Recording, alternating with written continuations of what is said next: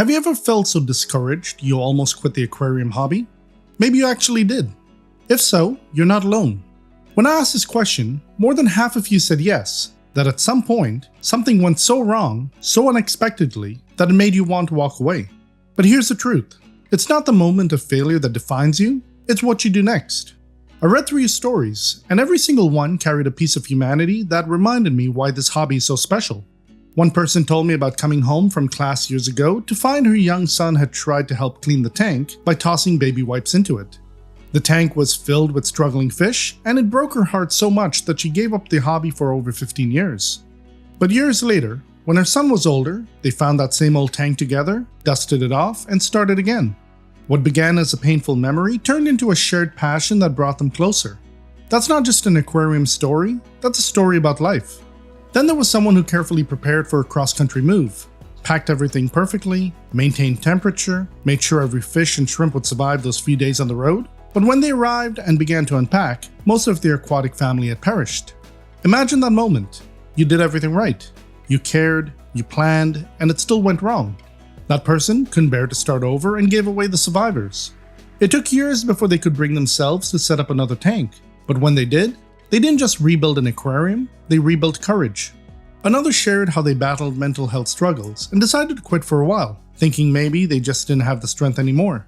And yet, somewhere along the way, they found peace through shrimp tanks. 3 of them actually. Small worlds that remind them that even in stillness, life continues. That's what I love about this community. It's not just about keeping shrimp or fish alive, it's about keeping hope alive. And then there are those quiet, simple stories that still hit hard.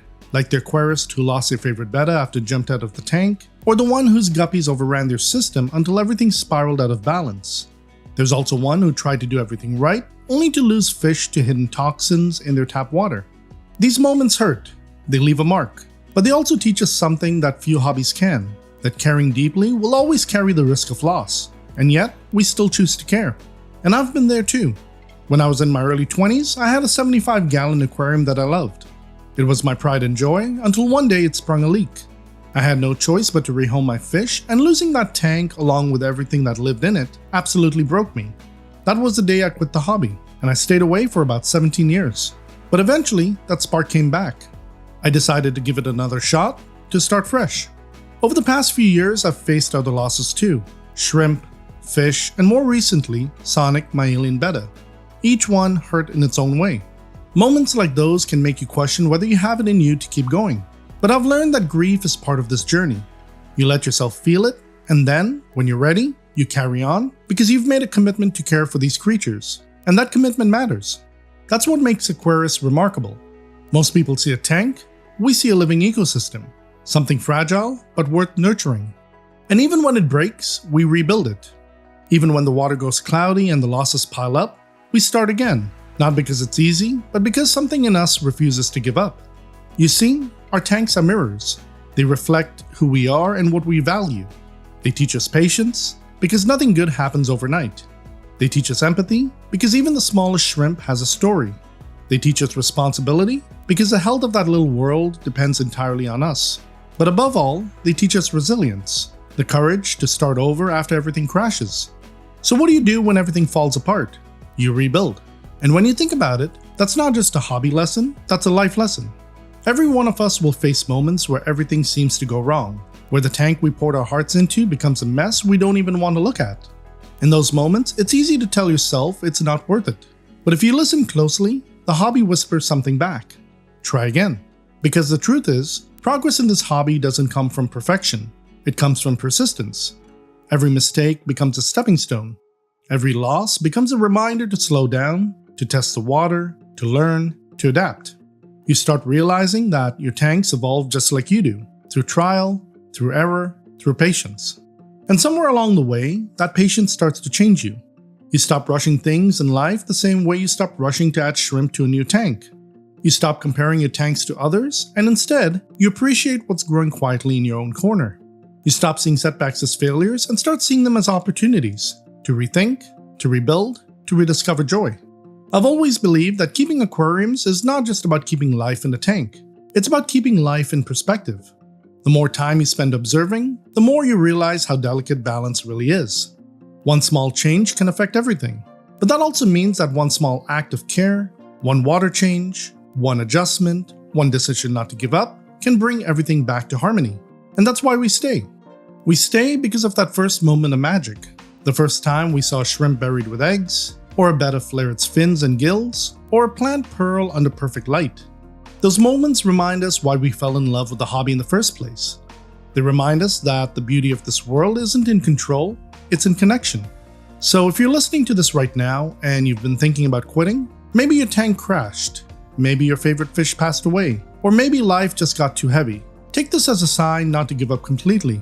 Take a break if you need to, step away, breathe, but don't close the book, because one day, when you're ready, that spark will return. You'll see a new setup, a new species, a new idea, and something inside you will say, maybe it's time to try again.